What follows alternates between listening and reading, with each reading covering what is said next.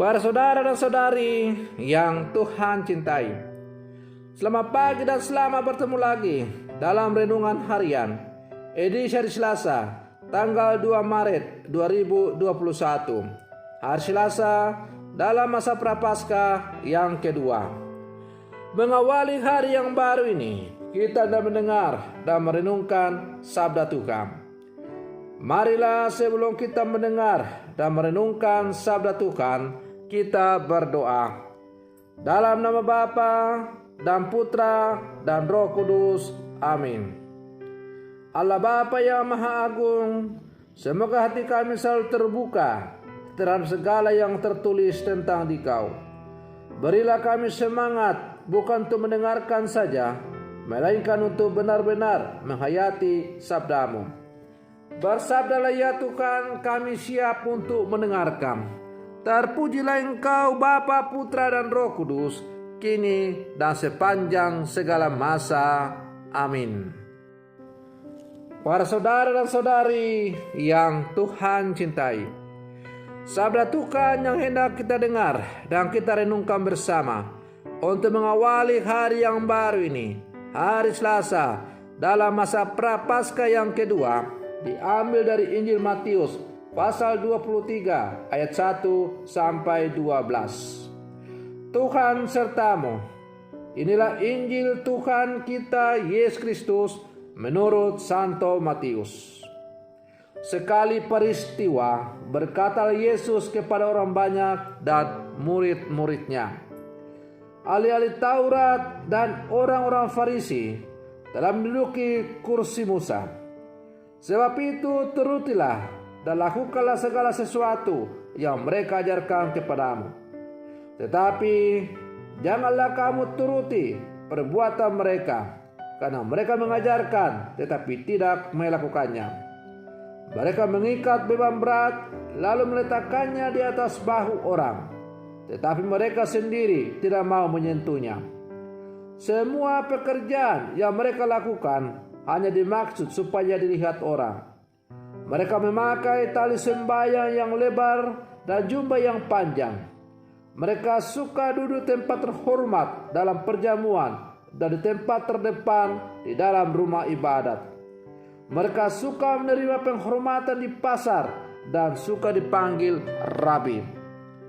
Tetapi kamu janganlah disebut Rabi, karena hanya satulah Rabimu, dan kamu semua adalah saudara. Dan janganlah kamu menyebut siapapun Bapa di bumi ini, karena hanya satu Bapamu, yaitu Dia yang di surga. Janganlah pula kamu disebut pemimpin, karena hanya satu pemimpinmu, yaitu Kristus. Siapapun yang terbesar di antara kamu, hendaklah ia menjadi pelayanmu. Barang siapa meninggikan diri akan direndahkan, dan barang siapa merendahkan diri akan ditinggikan. Demikianlah Injil Tuhan. Para saudara dan saudari yang Tuhan cintai, penghayatan sebuah keyakinan perlu diimbangi dengan pemahaman yang baik akan apa yang diyakini.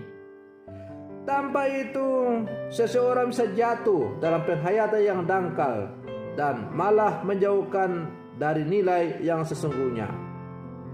Umat Israel pun pernah mengalami hal yang serupa. Mereka menjalankan ibadah tanpa memahami maknanya. Mereka kelihatan sangat religius dengan mempersembahkan banyak kurban kepada Allah.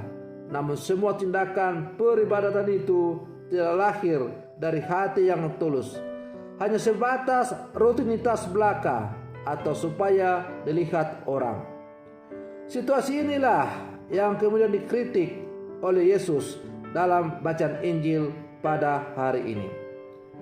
Hal yang sama digambarkan oleh Yesus dengan mengkritik para ahli-ahli Taurat dan orang-orang Farisi, sebagaimana cerita Injil hari ini. Yesus mengecam mereka bukan karena ajaran yang mereka sampaikan, tetapi lebih karena perbuatan dan penghayatan yang mereka jalankan.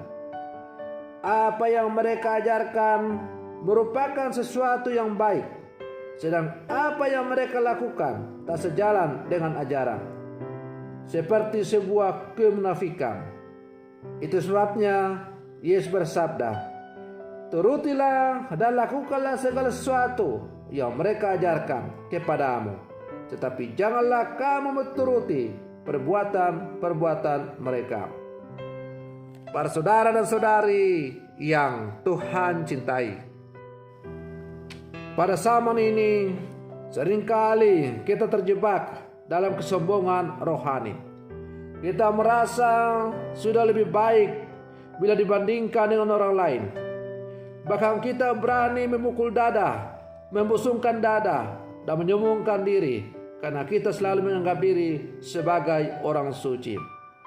Kita merasa diri lebih taat dalam melaksanakan perintah Tuhan, lebih rajin ke gereja, lebih aktif dalam pelayanan, lebih saleh, lebih bermoral, lebih peduli, lebih banyak membaca sabda Tuhan, lebih banyak membantu orang miskin dan tersingkirkan, lebih berjasa, dan lain-lain.